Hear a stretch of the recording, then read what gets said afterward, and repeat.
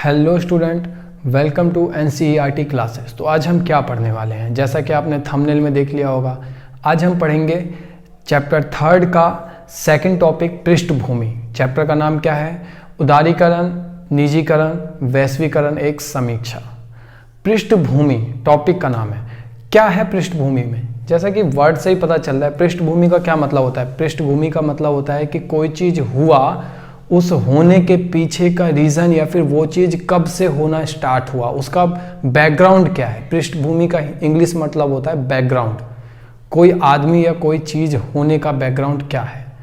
अब हम यहाँ पे उदारीकरण, निजीकरण, वैश्वीकरण पढ़ रहे हैं, नई आर्थिक नीति के बारे में। नई आर्थिक नीति क्यों लाई गई? क्योंकि संकट ऐसा आ गया था कि लाना पड़ता। संकट क्या था? उद्देश्य में मैंने बहुत डीपली बता रखा है। एक रफ में बता देता हूँ कि हमारे पास इतना पैसा नहीं था कि हम लोन का रिपेमेंट कर सकें, या फिर जो आयात हम कर रहे हैं ना, अपने देश में कुछ खरीद रहे हैं बाहर विदेश से, उसको पेमेंट कर सकें। तो हमारे पास इतनी मुद्रा कोष बचा नहीं था, विदेशी मुद्रा कोष। 10 से 15 दिन तक का लगभग बचा था, 12-13 दिन का लगभग मान ले। तो इतने दिन का बचा था, तो इसमें हम क्या ही करते। तो इसलिए क्या हुआ कि इसलिए हमारी संकट की स्थिति स्टार्ट हो गई थी। कब से? देखो 1991 में तो आया था ये आर्थिक नीति। संकट तो 1980 से ही स्टार्ट हो गया था। धीरे धीरे चैप्टर 2 में हमने देखा ही था कि कैसे नीतियां गलत होती गई। कुछ नीतियां ऐसी थी जो पहले तो सही समझ के लाया गया, लेकिन बाद में वो धीरे धीरे गलत साबित हुई। जैसे कि आयात प्रतिस्थापन। आयात प्रतिस्थापन में हमने ये देखा था कि आयात को रोक दिया गया। क्यों? क्योंकि अपने देश के देसी फर्म की रक्षा करने के लिए, देसी उद्योग की। वो कहीं ना कहीं गलत था। रोकना ठीक था, लेकिन इतने टाइम तक रोकना नहीं, एक टाइम के बाद आपको छूट भी देनी थी। ऐसी बहुत सारी चीज़ें पढ़ेंगे हम इस चैप्टर में। तो स्टार्ट करते हैं। इस टॉपिक में क्या है? इस टॉपिक में है पृष्ठभूमि। अर्थव्यवस्था में अकुशल प्रबंधन के कारण। देखो ये संकट आया क्यों? अर्थव्यवस्था में अकुशल प्रबंधन के कारण, कि जितनी भी नीतियां बनाई गई वो धीरे धीरे गलत होती गई, या फिर वो नीतियों में कुछ गलती या खामी आती गई। तो ये प्रबंधन, कुछ मैनेजमेंट गलत हो गया ना। तो वही कह रहा है कि अर्थव्यवस्था में अकुशल प्रबंधन के कारण 1980 के दशक से ही संकट आरंभ हो गया था। ठीक है, 1991 में नहीं हुआ था। 1991 में तो उस संकट को अच्छा करने के लिए या फिर उस संकट से उबरने के लिए नीति लाई गई थी, है ना। देश में बेरोजगारी, गरीबी, जनसंख्या विस्फोट। अब देखो देश में जब ऐसी ऐसी चीज़ें होगी ना, जब संकट आएगा, पैसा नहीं होगा, तो 10 तरह की और संकट आएंगे। रियल लाइफ में भी यही होता है कि आपके पास ऊपर एक संकट आ गया ना, अब 10 तरीके की और प्रॉब्लम्स आनी चालू हो जाएंगी। तो वही चीज़ देश के लेवल पे भी था। क्या क्या प्रॉब्लम्स आई? कि देश में गरीबी बढ़ गई, देश में बेरोजगारी बढ़ गई, देश में जनसंख्या तो बढ़ रही थी बहुत तेजी से, लेकिन उसका भरण पोषण या पालन पोषण अच्छे से हो नहीं रहा था। तो वो कहीं ना कहीं जनसंख्या बेकार जा रही थी। बेकार जाने का मतलब कि वो गरीबी को और बढ़ावा दे रही थी, या फिर और गरीब हो रहा था, तो देश कहीं ना कहीं गरीबी की तरफ जा रहा था। अब सरकार को आय कब होता है, इनकम कब होता है? जब हम टैक्स देते हैं, चाहे फिर वो डायरेक्ट टैक्स दे या इनडायरेक्ट टैक्स दे, वो भी हम पढ़ेंगे आगे इसी चैप्टर में। प्रत्यक्ष कर, अप्रत्यक्ष कर, अपनी सैलरी पे टैक्स दे, या फिर कोई वस्तु खरीदते हैं उस पर टैक्स दे। गरीब आदमी ना वस्तु खरीद सकता है, ना सैलरी है उसके पास इतना जो सरकार को टैक्स दे। तो जब बेरोजगारी आई, जब गरीबी आई, जब जनसंख्या इतनी तेजी से बढ़ा, तो सरकार की आय खत्म हो गई ना। क्योंकि बेरोजगार आदमी क्या टैक्स देगा? अपनी कमाई का, कमाई नहीं है उसके पास। एक गरीब आदमी के पास कमाई नहीं है, वो क्या टैक्स देगा? जनसंख्या इतनी तेजी से बढ़ रहा है, भरण पोषण हो नहीं रहा है लोगों को, तो वो क्या टैक्स देगा? तो इसमें टैक्स की चोरी भी बहुत होने लगी, और जो नहीं दे पाता वो तो नहीं दे पाता। तो सरकार की आय में कमी आने लगी इस वजह से। इसके कारण हुआ क्या कि सरकार की आय में कमी आने लगी। अब सिर्फ आय में कमी नहीं आई, सिर्फ इनकम कम नहीं हुआ, एक्सपेंडिचर भी बढ़ा। क्योंकि सरकार को तो पता था ना कि मेरी इनकम में कमी क्यों आई है, क्योंकि देश में बेरोजगारी है, देश में गरीबी है, देश में जनसंख्या बहुत तेजी से बढ़ रहा है, इसलिए। तो सरकार इस संकट से उबरने के लिए कोई नई नीतियां तो लाएगी ना। उन नई नीतियों को लाने के लिए खर्चा तो होगा ना। तो सरकार की एक तो आय रुक गई, इनकम नहीं हो रहा है, क्योंकि गरीबी बेरोजगारी है। और इस गरीबी बेरोजगारी को हटाने के लिए या इससे दूर जाने के लिए सरकार नई नई नीतियां लाएगी, जिसमें सरकार का अलग से पैसा खर्च होगा। तो वो लोग जो ना सरकार को इनकम दे रहे थे, ना टैक्स भर रहे थे, ना कुछ कर रहे थे, सरकार को उन्हीं पर खर्चा करना पड़ रहा है ना। तो ये इनकम तो आया नहीं, एक्सपेंडिचर और हो गया। ठीक है, तो वही चीज़ है यहाँ पे कि सरकार की आय में तो कमी आई, लेकिन अनावश्यक खर्चों के कारण राजस्व खत्म हो गया। अनावश्यक खर्चे, जो खर्चा नहीं भी होता तो चलता, लेकिन खर्च कर दिया गया। उसके चलते हुआ क्या कि राजस्व का मतलब होता है सरकारी भंडार, जिसमें सरकार का पैसा है। ठीक है, सरकार का जो पूरा भंडार है ना पैसे का, उसको राजस्व कहते हैं। तो अनावश्यक खर्चों के चक्कर में क्या हुआ कि राजस्व खत्म होने लगा, राजस्व में कमी आने लगी। और देश में जो उपभोग के खर्चे होते हैं ना, उपभोग के खर्चे मतलब कि देश का लालन पालन करना या सरकारी हो, सड़क बनवाना, ये बनवाना, ये 10 तरीके की चीज़ें होती हैं। तो ये सारी चीज़ों में भी विदेशी मुद्राओं का यूज़ होने लगा, या फिर देश के राजस्व का अधिक यूज़ होने लगा। विदेशी मुद्रा को हम बचा के रखते हैं कि आयात के टाइम काम आएगा। ठीक है, या फिर कोई भी हम लोन का रीपेमेंट करेंगे, इंटरेस्ट पे करेंगे, तब काम आएगा। लेकिन उन पैसों का उपभोग हम अपने देश में उपभोग में ही करने लगे थे, ऐसी हालत हो गई थी।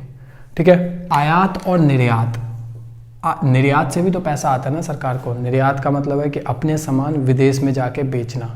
तो विदेश में जाके बेचने से होगा क्या कि सरकार को टैरिफ दिया जाएगा, या फिर कस्टम दिया जाएगा, पैसा दिया जाएगा, वहाँ पे टैक्स आएगा। दूसरी बात, हम जो प्रॉफिट कमाएंगे तो वो पैसा तो अपने देश में आएगा, तो कहीं ना कहीं फिर हम देश में ही खर्च करेंगे, तो वो देश का ही पैसा हो जाएगा कहीं ना कहीं, है ना। सरकार निर्यात को अच्छा नहीं कर पाई। निर्यात को अच्छा तो तब करेगी ना जब हमारी वस्तु अच्छी हो, हमारी वस्तु की विदेशों में मांग हो। हमारी वस्तु की क्वालिटी अच्छी नहीं थी। क्वालिटी क्यों अच्छी नहीं थी? क्योंकि हमारे देश के जो फर्म थे, उद्योग थे, उनको कभी कंपटीशन के बीच में रखा ही नहीं गया जो वो अपनी क्वालिटी पर ध्यान दे। उनको तो पता था कि आयात होगा नहीं बाहर से, आयात नहीं होगा तो लोग मेरी ही वस्तु खरीदेंगे, तो मेरे को क्वालिटी पर ध्यान देने की ज़रूरत ही क्या है। ठीक है, तो इसलिए आयात और निर्यात को सुधारने का प्रयास किया ही नहीं गया सरकार के द्वारा। ठीक है, अब इतना सब नेगेटिव हो रहा था, इतने सब नेगेटिव में हुआ क्या कि वस्तुओं और सेवाओं की कीमतें बढ़ने लगी। जब सब नेगेटिव चीज़ें होती है ना, सब कहीं ना कहीं ऐसा गलत चीज़ें होता है तो आपके साथ और गलत होने लग जाता है। रियल लाइफ में भी होता है ऐसा, तो वही सीन यहाँ पे होता है कि वस्तु और सेवाओं की कीमतें भी बढ़ने लगी। अब इन सब के चक्कर में हुआ क्या कि भारत की एक ऐसी इमेज बन गई कि कोई भी विदेशी फर्म या कोई भी विदेशी आदमी भारत में निवेश ही नहीं करना चाहता था। इन्वेस्टमेंट कहते हैं ना, कि भारत में इन्वेस्टमेंट कोई करना ही नहीं चाह रहा था। भारत की ऐसी इमेज बन गई, या फिर भारत की ऐसी स्थिति थी उस टाइम पे। तो वही लिखा है मैंने कि भारत की स्थिति देखकर विदेशी निवेशक भारत में निवेश ही नहीं करना चाहते थे। हर देश में निवेश करते हैं ना, भारत के लोग भी कहीं पे निवेश करते हैं, जापान, ऑस्ट्रेलिया, अफ्रीका, ऐसे जगह में। बाहर के देश के लोग हमारे यहाँ पे भी निवेश करते हैं। तो वो निवेश, विदेशी निवेश के लिए भारत की स्थिति अच्छी नहीं थी, कोई निवेश ही नहीं कर रहा था। ठीक है, ये सब देखते हुए भारत के पास और कोई ऑप्शन बचा ही नहीं था। भारत अगर कहीं से छोटे मोटे लोन लेता ना, तो वो लोन उसको महंगा पड़ता, क्योंकि पेमेंट करना इतना बड़ा था, इतनी बड़ी रकम में पेमेंट करना था कि वो छोटे मोटे लोन उसके लिए कहीं ना कहीं महंगा पड़ जाता। तो हुआ क्या कि भारत गया वर्ल्ड बैंक के पास। वर्ल्ड बैंक का एक और नाम दे रखा है, अंतर्राष्ट्रीय पुनर्निर्माण और विकास बैंक। ठीक है, वर्ल्ड बैंक कहते हैं जिसको हम। और एक और बैंक है अंतर्राष्ट्रीय मुद्रा कोष, इसको कहते हैं IMF। ठीक है, तो इन दोनों बैंक के पास गया कौन? भारत, और लेके आया पैसा कितना? 7 बिलियन उधार, 7 बिलियन उधार लाया। ठीक है, लेकिन इन्होंने फ्री में नहीं दिया पैसा। देखो, उधार दिया तो जो लोन है तो उस पर इंटरेस्ट लगेगा, वो तो एक है, लेकिन परंतु कुछ शर्त रखी। शर्त किसने रखी? विश्व बैंक, इंटरनेशनल मॉनेटरी फंड, अंतर्राष्ट्रीय मुद्रा कोष, इन दोनों ने कुछ शर्त रखी। शर्त क्या रखी? हमारी जो कमियां थी ना, हमारे देश में जो कमियां थी, उन कमियों को दूर करने के लिए। शर्त कुछ अच्छे भले के लिए ही था, अपने फायदे के लिए नहीं रखा था उन्होंने, कुछ भले के लिए शर्त था। तो कुछ शर्त रखी कि आप अपने देश में ये सुधार कीजिए, सुधार करेंगे तो हम आपको पैसा देंगे उधार। तो इसलिए 1991 में जो नई आर्थिक नीति आई ना, 1991 में जो नई आर्थिक नीति आई, ये वही सुधार है जो वर्ल्ड बैंक और IMF चाहती थी। ठीक है ना। क्या होता है कि आपको शर्त दिया गया कि आप जो जो नीतियां हैं उनको सही कीजिए, तब हम आपको $7 बिलियन देंगे। ठीक है, $7 बिलियन देंगे।